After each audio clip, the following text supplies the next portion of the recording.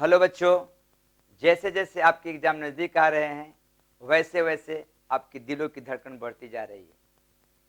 तो जी हाँ, खासकर उस बच्चे का दिलों की धड़कन और तेज बढ़ रही है जो पूरे साल न पढ़ा हो। ये जो वीडियो हम लाए हैं उस बच्चों के लिए लाए हैं जो पूरे साल न पढ़े हो या पूरे साल अच्छे ढंग से न पढ़े हो।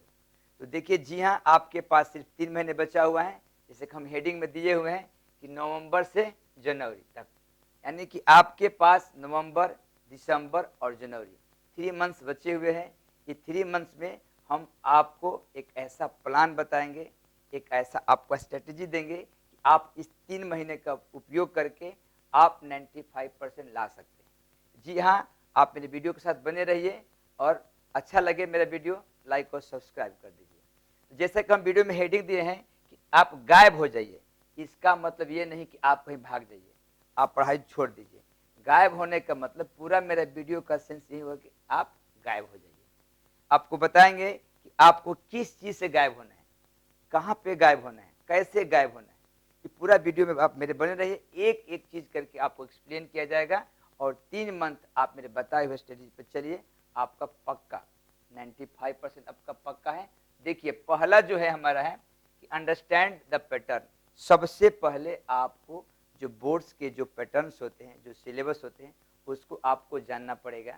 हिंदी में क्या है, मैथ में क्या है, फिजिक्स में क्या है, केमिस्ट्री में क्या है, और जो हमारा पैटर्न है, कितना सब्जेक्टिव क्वेश्चन आएंगे, कितना ऑब्जेक्टिव क्वेश्चन आएंगे।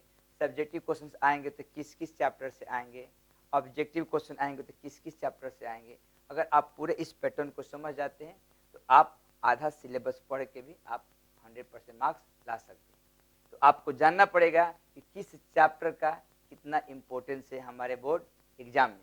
बोर्ड एग्जाम में अधिकतर जो क्वेश्चंस आते हैं वो फार्मूला बेस्ड होते हैं। ये आपको एक छोटे छोटे कॉन्सेप्ट को पूछा जाता है कि आप लिंकेड वर्ड जानते हैं कि नहीं जानते हैं।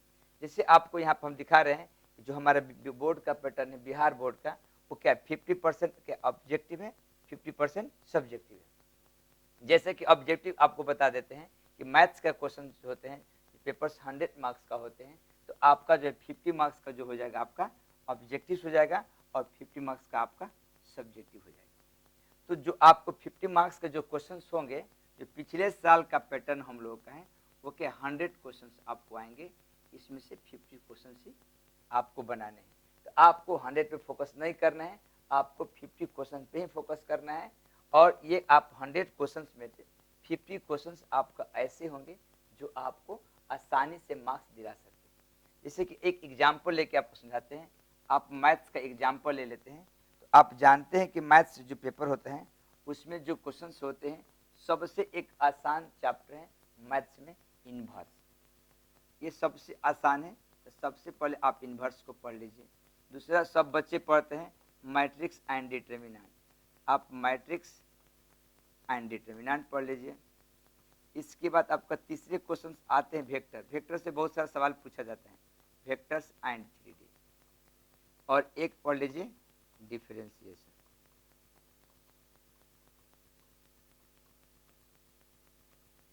और इसके साथ में एक और पढ़ लीजिए आप सिर्फ इंटीग्रेशन।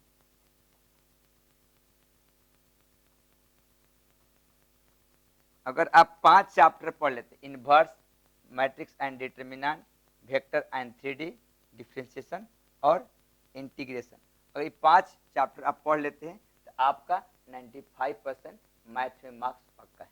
लेकिन आपको हम बताएंगे कि इसको कैसे पढ़ना है। जितने सारे चैप्टर आप देख रहे हैं, इस चैप्टर बहुत आसान चैप्टर है, लेकिन कैसे पढ़ना है, कैसे रिवीजन करना है, कैसे आपको याद रखना है, सारे स्ट्रेटेजी आपको यहाँ पे जानना पड़ेगा। और इसी चैप्टर से सब्जेक्टिव क्वेश्चन आएंगे। इस सब्जेक्टिव क्वेश्चन में आपको ऑप्शन रहेंगे कि आपको 5 में से 3 क्वेश्चन से लिखना है। तो आपको सबसे पहले समझना है कैसे इसको पढ़ेंगे। तो आप यहाँ पे ये समझ गए कि आपका जो बोर्ड्स का जो पैटर्न है वो सब्जेक्टिव प्लस ऑब्जेक्टिव आएगा। ओके, आगे चलते हैं। आगे है कि हमारे पास जो टाइम बचा हुआ है वो कितना टाइम है। जी हाँ, हम वीडियो का जो मेन हेडिंग था क्या था, टाइम। टाइम आपके लाइफ में बहुत इंपॉर्टेंट है, क्योंकि टाइम ही आपके लाइफ में बहुत बड़ा रोल इंपॉर्टेंट करता है। इस बचे हुए टाइम को आप कैसे यूटिलाइज करते हैं, थोड़ा सा आपको यहाँ पे समझना पड़ेगा। आपके पास 3 मंथ है, नवंबर, दिसंबर एंड जनवरी।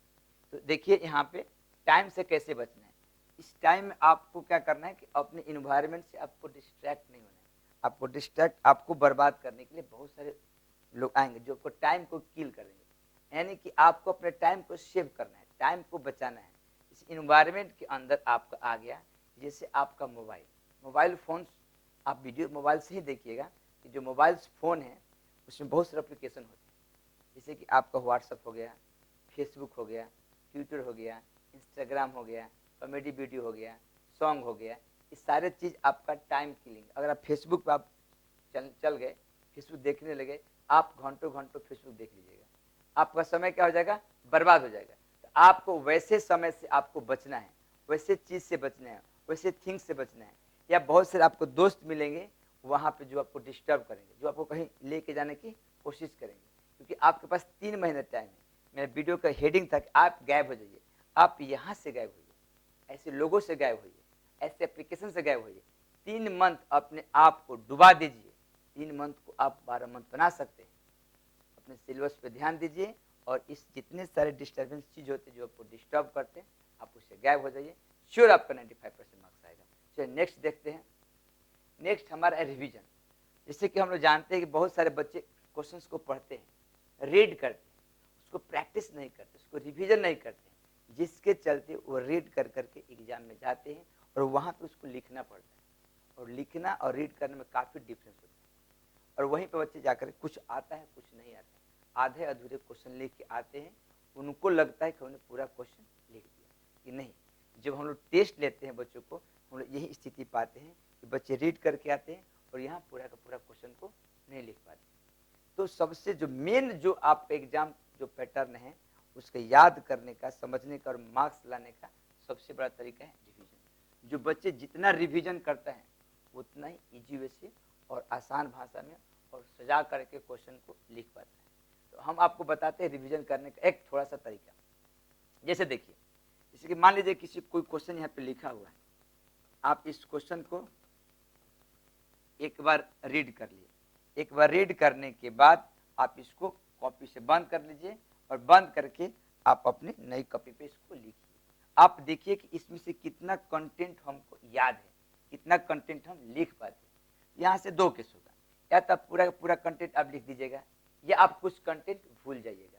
फिर आप इसको खोलिए, फिर इसको आप देखिए और अपने कंटेंट जो लिखे उसको देखिए, दोनों को मिलाइए। अगर लगता है कुछ कम है आप इसको फिर से रीड करिए, रीड करने के बाद फिर बंद करिए और उसको फिर से लिखिए।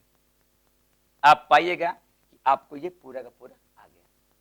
इस तरह से आप सेकंड क्वेश्चन को करिए, ये पैटर्न, फिर उसको देखिए, फिर बंद करिए, फिर लिखिए। ऐसे करते करते आप थर्ड को देखिए। ऐसे करते करते आप 10 क्वेश्चन को ऐसे कर लीजिए। 10 क्वेश्चन के बाद फिर इसको रिवीजन करिए। कभी थर्ड को लिखिए बंद करके, कभी सेकंड को लिखिए, कभी फिफ्थ को लिखिए। ऐसे 10 क्वेश्चन आप सीरीज बना लीजिए। आप श्योर बता देते हैं कि ऐसे करते करते एक चैप्टर में 30 से 40 क्वेश्चन होते हैं, जो गेस्ट पेपर्स होते हैं मार्केट में।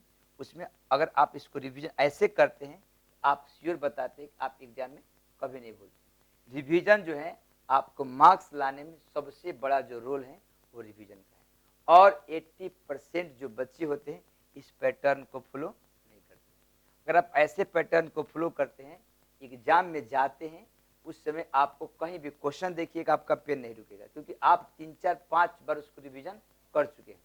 और दूसरा है कि आप जब पूरा रिवीजन हो जाए, एक फुल सिलेबस का आप टेस्ट, बहुत सारे टेस्ट दीजिए फुल सिलेबस का। जो एग्जाम में जो आपका पैटर्न है वैसा मार्केट में बहुत सारा प्रैक्टिस सेट मिलता है, वो प्रैक्टिस सेट लाइए। उसको 4 से 5 सेट होते हैं, 10 सेट होते हैं। उसको आप बैठ करके 3 घंटा टाइम देखिए और उसको प्रैक्टिस करिए। इससे क्या होगा कि आपके एग्जाम में बैठने की आदत बन जाएगी। और दूसरा चीज़ कि आपको हेजिटेशन नहीं होगा और जो प्रैक्टिस किए हैं आपका स्पीड आ जाएगी। तो रिवीजन के बारे में आप समझ गए। अब नेक्स्ट चलते हैं। नेक्स्ट है, इतना होने के बावजूद अगर आप हाईली नेगेटिव हैं तब भी आप एग्जाम में इतना पढ़ने के बाद भी आप डिमोटिवेट हो जाते हैं, या आपके आसपास के लोग एग्जाम्पल देने लगते हैं, इनका बेटा इतना पढ़े थे इतना ही मार्क्स आया, इनका बेटा दिन भर पढ़ते थे इतना ही मार्क्स आया, या आपके पापा आपके ऊपर जिम्मेदारियां थोप देंगे देखो बेटा तुम पढ़ो, तुम्हारे लिए इतना मेहनत करते हैं, ये दिक्कत होगा, सारे बातों को आप छोड़ते हुए आप प्रतिदिन आप सोचिए आप 95% मार्क्स ला सकते हैं, आप 95% मार्क्स ला सकते हैं। जब आपके अंदर इस तरह का जुनून आएगा, श्योर आप 95% मार्क्स ला सकते हैं। सबसे पहले आपको अपने आप को विश्वास दिलाना है, हम मार्क्स ला सकते हैं। आपको कभी नहीं सोचना है कि मेरा 95% मार्क्स नहीं आएगा। आप श्योर रिवीजन करिएगा, आप पढ़िएगा सिलेबस को, प्रैक्टिस करिएगा, तो आपको 95% मार्क्स आएगा ही आएगा। तो आपको क्या रहना है, सुपर पॉजिटिव, हाईली पॉजिटिव आपको रहना है। आप कर सकते हैं, आप कर सकते हैं, आप कर सकते हैं। अगर आप अपने अंदर ऐसी विश्वास लाते हैं, श्योर आप इस काम को कर सकते हैं। नेक्स्ट चलते हैं। नेक्स्ट आपका है, लास्ट टॉपिक है आपका हैंड राइटिंग। आपका हैंड राइटिंग ही बहुत बड़ा रोल इंपॉर्टेंट करता है आपके एग्जाम में। और हैंड राइटिंग के साथ साथ आप क्वेश्चन को लिखते कैसे हैं, सजाते कैसे हैं, जो आपको मार्क्स को बिल्डअप कर सके, मार्क्स को अधिक से दिला सके, मार्क्स को इंक्रीज कर सके। तो हैंड राइटिंग अगर आपका हर एग्जाम में अगर आपको 2 मार्क्स भी बढ़ाता है, तो आपको 5 पेपर में 10 मार्क्स आपको इंक्रीज कर देना हैंड राइटिंग। और हैंड राइटिंग से ये भी होता है, जो टीचर्स आपके कॉपी को चेक करता है, वो हैंड राइटिंग देख करके खुश हो जाता है, या उसको ज़्यादा दिमाग नहीं लगाना पड़ता है आपको कॉपी को जांच करने में, वो आपका नंबर फुल में फुल देता है। जैसे कि देखिए आपको बता देते हैं कॉपी लिखने का पैटर्न। जैसे मान लीजिए कि आप जो है यहाँ पे एक क्वेश्चन लिखना है, तो फर्स्ट का आंसर लिखना है। आप वो लाइन ऐसे छोड़ दीजिए, वो लाइन छोड़ दीजिए, आप यहाँ से लिखना स्टार्ट करिए। आप 2 लाइन लिख रहे हैं, 2 लाइन 3 लाइन लिख दिए, एक पैराग्राफ चेंज कर दीजिए, फिर आप क्वेश्चन को लिखिए।